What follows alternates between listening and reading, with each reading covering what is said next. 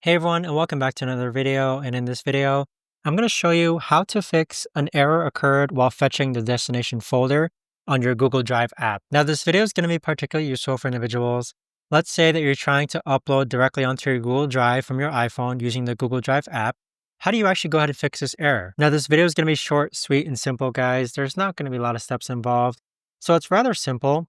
On an iPhone, you want to hold your screen from the bottom and then swipe up so that all your windows populate. Next, you want to swipe the Google Drive app upwards so it deletes and refreshes the app. Then next, let's go ahead and reopen the Google Drive app and then find that folder where you wanted to upload your videos onto. Next, click on the plus button, click on Upload File, click on Photos and Videos, click on whatever video files you want to go ahead and upload, and then click on Upload, and there you have it.